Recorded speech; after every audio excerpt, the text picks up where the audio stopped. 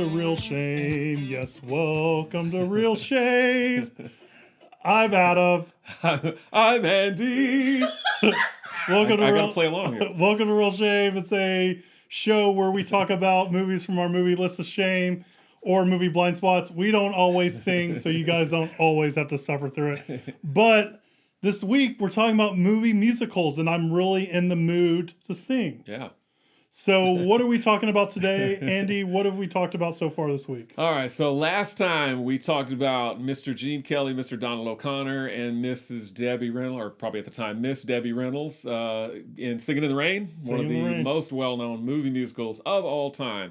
I decided to pair that with another musical, but I actually wanted to choose something that was maybe a little bit, I say unconventional, but this movie actually was a hit when it came out. It's just that nowadays, everybody remembers Singing in the Rain. People nowadays, and also it probably doesn't help that it's a foreign film, which a lot of people are like, foreign films. So it's a foreign film and it's a musical. It comes from France and it's called The Umbrellas of Cherbourg. Basically, it's a love story. It spans 6 years from 1957 to 1963. They are in the town of Cherbourg. There's Genevieve, played by Catherine Deneuve. Yay. And her boyfriend Guy, or Guy, if you want to say it like that, because they are in France. They're in love. I'm going to say Guy because I'm going to pronounce it as we would in America. They're in love, but Guy has to go away for military duty for a couple of years. He leaves poor Catherine Deneuve, or Genevieve, behind in Cherbourg, and he has knocked her up. So she is with child, and he's not around. They try and write letters and keep in touch with each other, but they begin to lose touch with each other. So she ends up considering an offer of marriage from a diamond merchant whose name is Roland Cassard. I will say an additional thing about him in a moment. Once Guy returns from he's actually fighting in the Algerian War. What's going to happen? Is he going to be able to get back with Genevieve? What happened with his child? What's going to happen with Roland Cassard? These are the main questions of this movie, The Umbrellas of Cherbourg. But, as we kind of touched on the last episode, every line of dialogue is sung in this movie. Sorry for that. That's the last time I'll break into song. That is so true. But really, whereas most musicals, they're walking, they're talking, and suddenly they belt into song. This movie, it doesn't matter what they're saying. They could be talking about regular or unleaded gasoline, just changing the oils, and they're singing every single thing. So it's actually it's really more like an opera, because in an opera you would actually hear people sing the entire time. So that's what you hear in The Umbrellas of Cherbourg. So a little bit unconventional.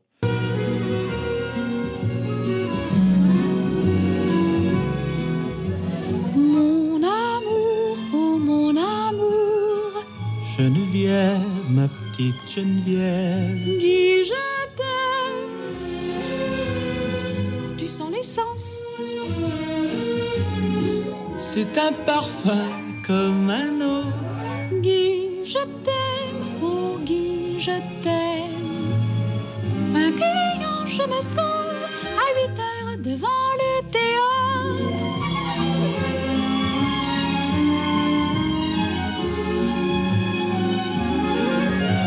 J'ai pensé à toi toute la journée.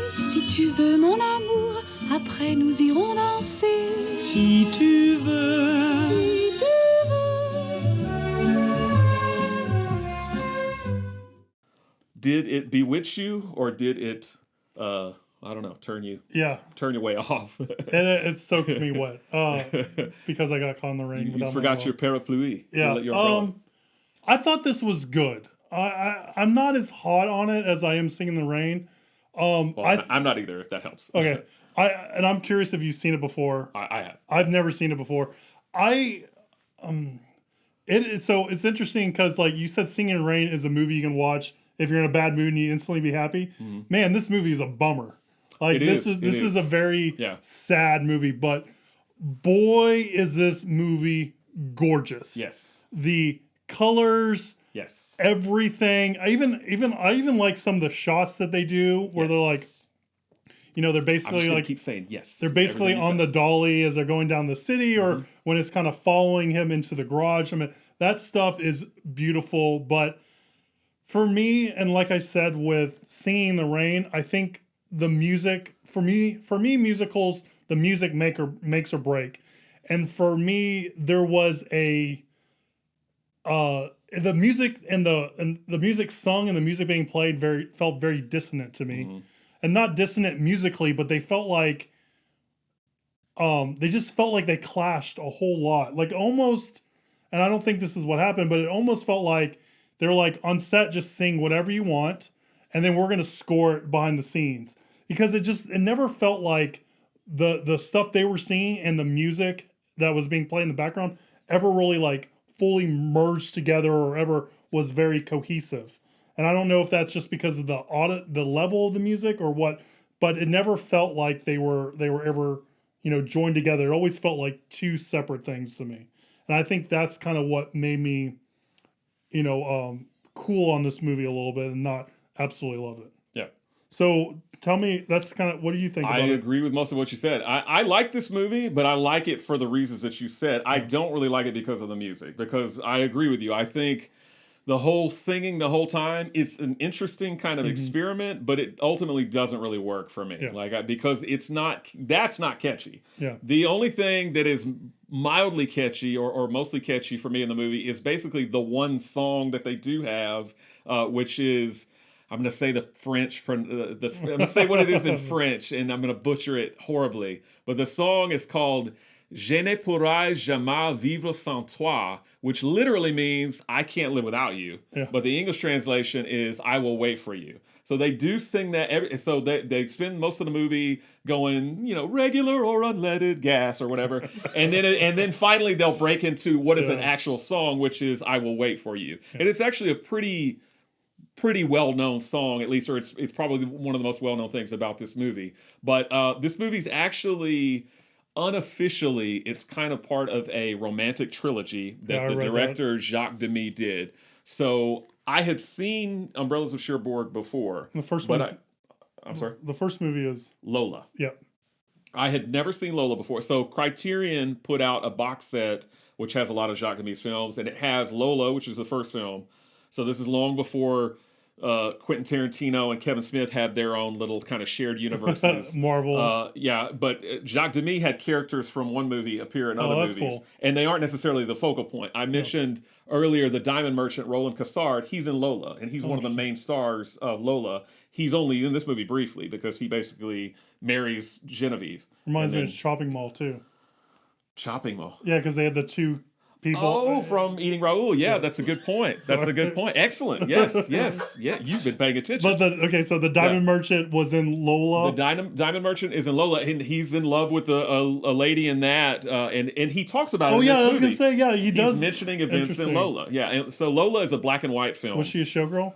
Yeah, she kind of is. Well, kind of, yeah. She danced at the Copacabana, as Ray Manilow would say. But he's in love with her in them because Lola is the main character in that movie. But he's in love with her, and he couldn't get her, so he becomes a diamond merchant, and he basically kind of becomes a diamond merchant in that movie. Oh, interesting. And then now he's getting, he marries Genevieve while Guy is away doing his military duty. But the third film in this trilogy, I have not yet seen.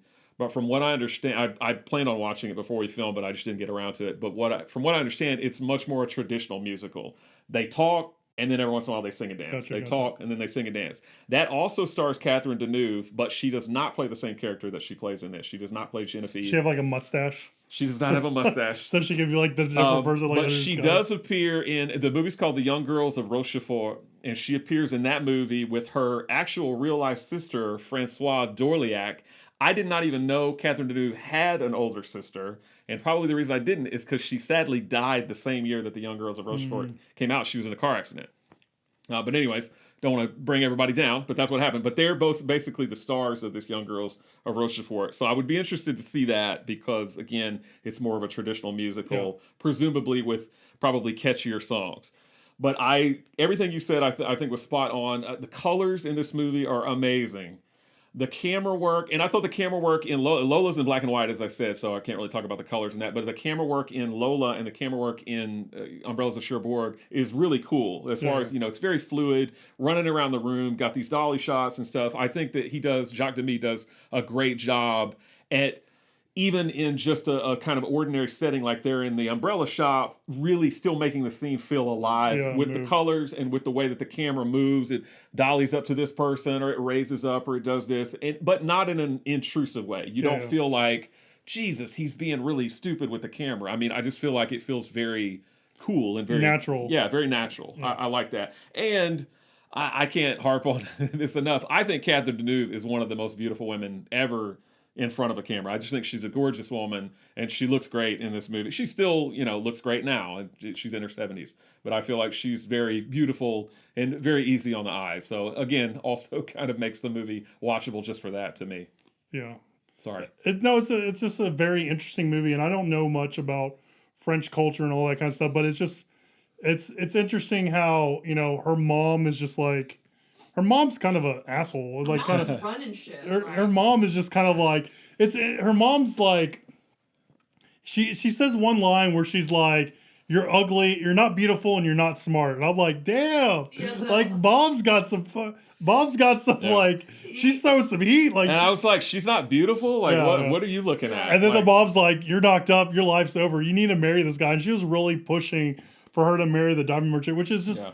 It's so interesting, and the fact that when spoiler alert, but this is an older movie. When they meet up at the end, and you would think in most movies they would be like rekindle that love and all that kind of stuff. But in this movie, he's just like, she's like, "You want to see your kid?" He's like, "Nah, I'm good." Yeah.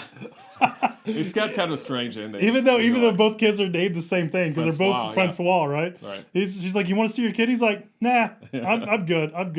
I'm running things. I got my own Francois over here. I got Plan B here that I got knocked up." Adam and I created this like subplot that Madeline, like the woman who's helping the mom or guy's mom. Yeah. She's like the mastermind of the whole thing. We're like, what if Madeline did this whole thing, like just kind of concocted this whole plan just because she was just so.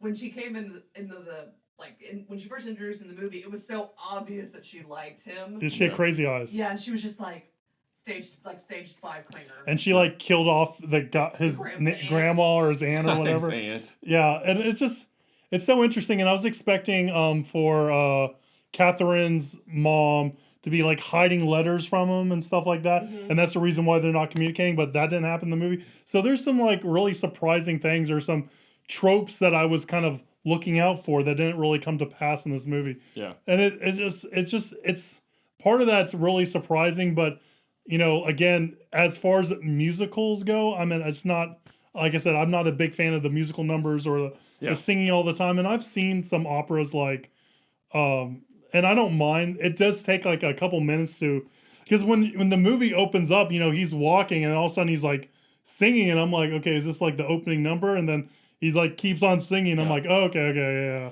Well, I get what we're doing. That's what I think it's worth seeing just because it's an interesting experiment because you don't see a lot of movies like this. But I agree with you. This movie, to me, is watchable for the 3 C's. Catherine Deneuve, the colors, and the camera work. All right. That's honestly, I hate to say it, you could like mute the movie and just have it on. And that, to me, is almost a better experience. And I like this movie, don't get me wrong. I like this movie, with the audio, although it's just not catchy. And it's not, ultimately, to me, I see it as more of an experiment. But I think it's worth seeing at least once because it's different, right? I mean, and again, I want to watch the third movie, The Young Girls of Rochefort. And I felt like this movie was haunting me because there for a while I was like seeing it on like movie review sites. I was seeing it on people's Instagrams. And that's also another reason why I kind of wanted to go ahead and do it because I felt like the universe was trying to tell you to watch this movie for some reason. So I was like, oh, we compare it with Singing in the Rain. It's another musical, and literally the whole thing is music and singing and whatnot. But there is just like a weird this is what Adam and I kept saying. It's like, hello, I'm going to kill you now. Isn't that so pleasant? Yeah, and you're just like, wait. The songs are the melodies so happy or so happy sounding, and my life is over. But isn't this so sad? Yeah, but the words, but everything they sing about is like depressing. So first of all, nobody did their own singing. Every single person was dubbed by somebody else. But yeah, some of the singing is just so like low effort. It's just like, okay, and it's just like, man, check this guy's pulse. Is he okay? Like, some of it will be like, I'm going to the store, but other guys will be like, yeah, me too. Okay. But some of the songs would be like, it'd be like such a happy melody and be like, I'm going to kill myself. right. And you're like, where is the news? Yeah. Someone shoved this umbrella in my throat and choked me with it. It's like, whoa. Calm down, Catherine. Your life's not over. You're young and you're in love. I did like the dance scene was cool. Like, I thought that was interesting. Like, it's just, this in like Casablanca, I like it because I'm getting like slices of life and era that I have not been privy to. So it's so interesting to kind of see like how this, how people lived. I mean, of course, it's probably elevated from actually how it is, but it's kind of interesting to see those different lives take place in different eras and all that kind of stuff. Yeah, sure. And like I said, I mean, you've seen it now. You can move on and you can say, hey, I saw this crazy French movie where they sing everything. But I do want to watch The Young Girls of Rochefort soon, just because I've watched these other two, very recently. And I want to see if it's an actual good musical. Yeah. One thing I know about, in addition to having Catherine Deneuve and her sister, it has George Shakiris. So when we talk about Singing in the Rain, we talk about very briefly Rita Moreno is in it. And she's barely in the movie because apparently a lot of her role was cut. I don't think we mentioned that the last time. But George Shakiris is in The Young Girls of Rochefort, and he actually plays Anita is the character that Rita Moreno plays in West Side Story, which she won an Oscar for. Mm-hmm. He is, Bernardo, Anita's boyfriend in West Side Story. He's the leader of the Sharks. Maria's brother. He's a great dancer. He's fantastic. Yeah, I remember Kirby. Well, he does a lot of singing and dancing in Young Girls of Rochefort, from what I understand. So Kirby showed me West Side Story, but I couldn't stay awake during it. It was too long. It's very long. But it's also one of those things where the musical numbers aren't my favorite. There's some that are good, but there's some really good stuff. But some of it is just like it was a snooze fest for me. I don't know. Maybe I'm wrong. I mean, I can see the length alone. It is very long, but I like a lot of the songs in that. And also, Adam just can't stand when two characters fall in love quickly. He just can't get over it. Oh, that's old movies for you. I know. That's old movies for you. I mean, in Singing in the Rain, doesn't Gene Kelly like fall in love with Debbie Reynolds? Like, I don't think they're like in love. I think he says he loves her though, really quickly. She looked for her for like 3 weeks. Yeah. Because he's like, I've been looking for you. But once they finally meet. Oh, no, I know. But once they finally meet back up, suddenly he's like, I love you. Or, like, pretty soon, I thought maybe I could. Yeah. No, I don't mind that. I'm just saying, like, I feel like that's just old Hollywood. That's because they do that. Yeah. It's never realistic. But that's all I really wanted to say about Umbrellas of Cherbourg. Do you have anything you want to add? Few other things. Yeah, go for it, Jacques Demy passed away in 1990, but he was married to a famous French filmmaker named Agnes Varda. And I mentioned that Criterion put out kind of a box set of Jacques Demy films that has, this romantic trilogy and has some others. They're actually, by the time this episode airs, I think a week ago, I actually did the calculations this time. By the time we air this episode, a week prior to right now, Criterion put out an Agnes Varda box set. So they have all of her films now in the Criterion collection. And I think it's like her complete filmography. The film that is probably most well-known of hers is a movie called Cleo from 5 to 7. Which I've seen, and it's actually a very interesting film. His son, Matthew Demy, or their son, Matthew Demy, is also like an actor / filmmaker. I've heard of him. I don't know if anything he's been in. From what I understand, Matthew Demy and Agnes Varda kind of championed and led the restoration of these films, these color films of his, because a lot of them had faded over time. Their negatives or whatnot had faded over time. I'm glad they did. Yeah, because they look amazing. I love also the version that we watched had like this like introductory like what stock they did and like Did you have that on yours? Mm-hmm. I was like, I want this on every movie. Yeah. I thought it was so interesting. Like it was restored in this year, and I was like, I just geeked out. Because we watched it on HBO Max. I know we have a copy of it, but we opted to watch it on there. Yeah, it was awesome. Yeah, I believe mine had that. Because Academy Awards back in the day were really crazy. It was nominated in 2 separate years. I didn't really read why. At the 37th Academy Awards, it was nominated for Best Foreign Language Film, and it was nominated for Best Song, the one basic song that's actually in the movie, I Will Wait For You. But then in the following Academy Awards, the 38th Academy Awards. It was nominated for Best Original Score, Best Scoring, and Best Screenplay written directly for the screen. I don't think it won anything. I didn't put down in my notes that it won anything. I believe it just got nominated.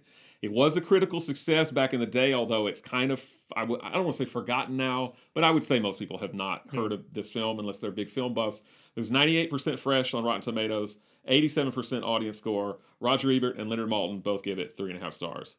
I would not rate it that high. I still like it. I still give it a favorable review. But again, based on kind of the lack of musicality or catchiness, it's more the visuals than anything else. I think that makes it work for me.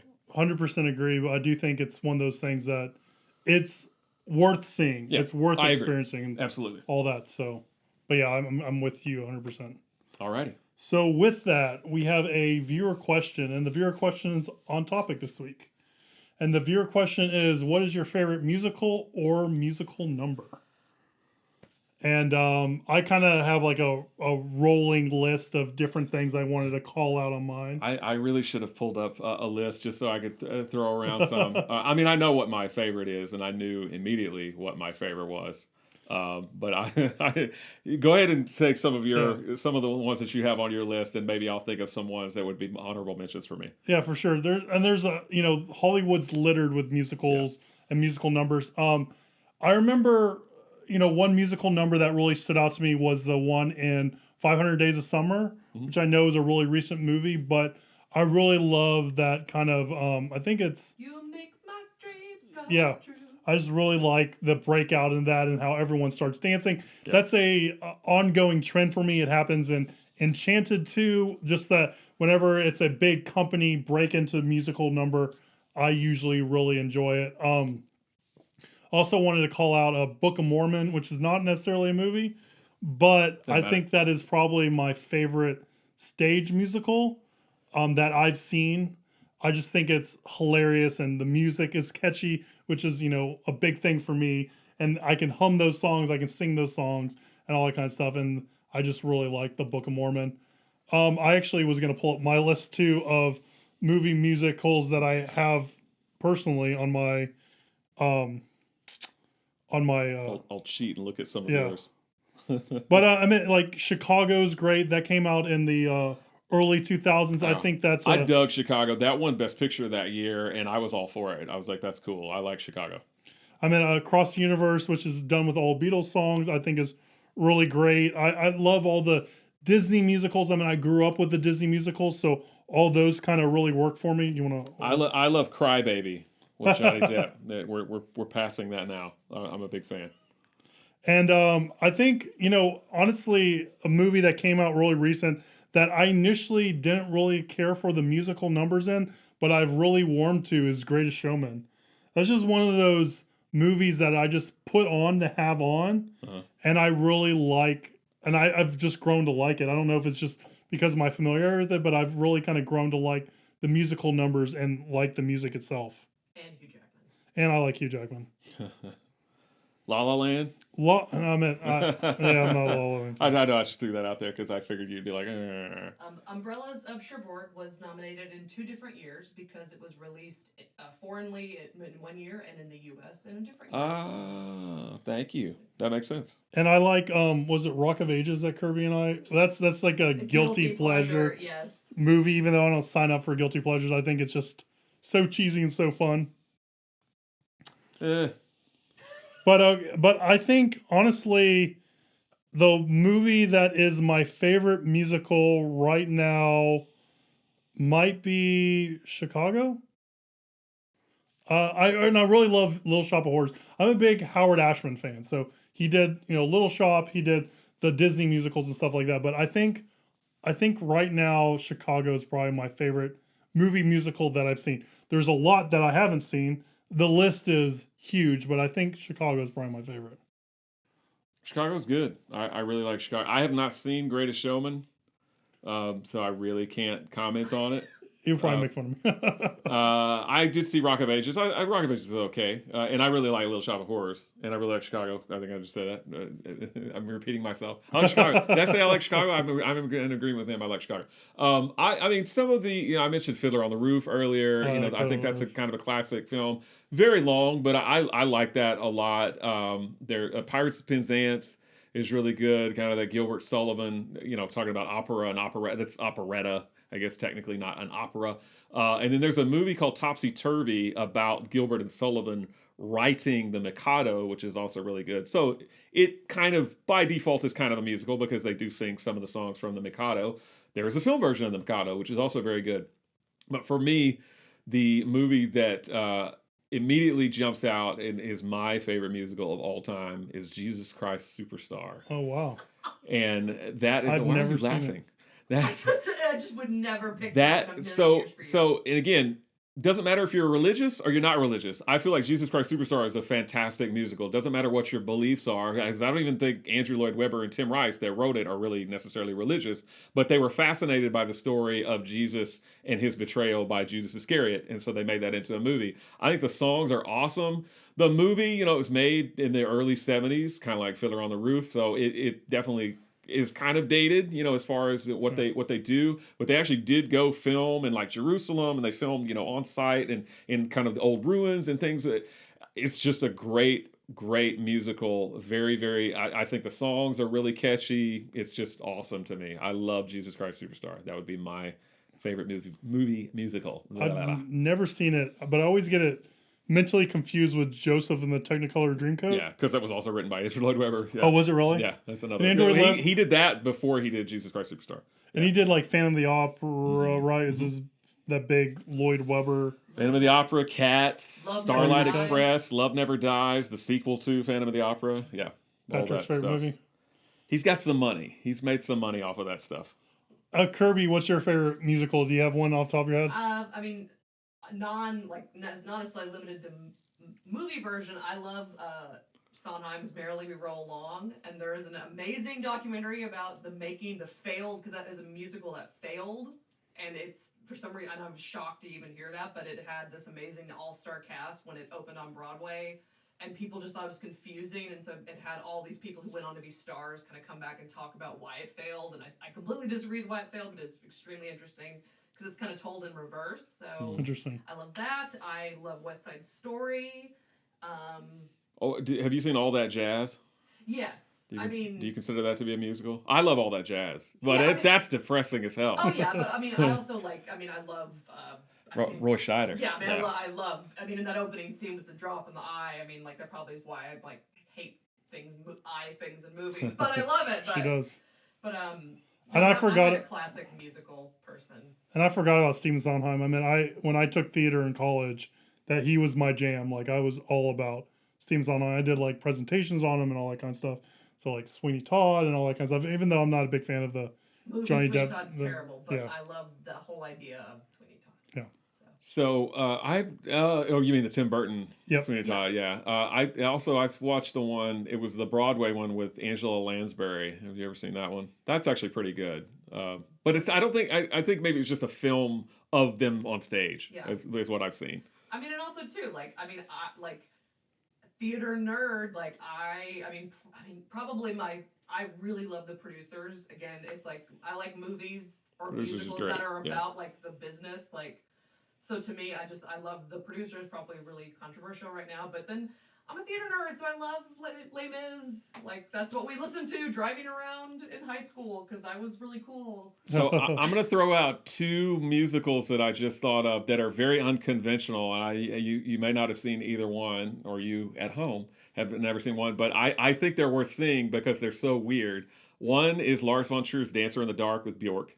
Oh, I don't like Bjork. And two, the Dancer in the Dark, I remember it being good. I haven't seen it in a long time. And the second one is, Takashi Miike. that makes the really extreme I love Takashi Miike. movies. He has a musical called The Happiness of the Katakuris, which is awesome. crazy. Sounds awesome. It's crazy. It's fun. I mean, I'd say it's worth watching. Can we do that for the podcast? We sure can. Oh, yeah, yes. I'd watch it again. We need some Miike movies on the podcast for sure. If Andy says it's crazy, it has me. So I'll put it to you this way: it's much tamer than most of Miike stuff because a lot of his stuff it make you sick, possibly. Yeah. But Happiness of the Katakuris is not that way. It's not that way. It's a musical. Musicals can't be that bad. Yeah. And the other thing I want to say was we need to do some Fred Astaire movies. Yeah. Yeah. And I hear, because Fred Astaire is a great dancer and he can sing too.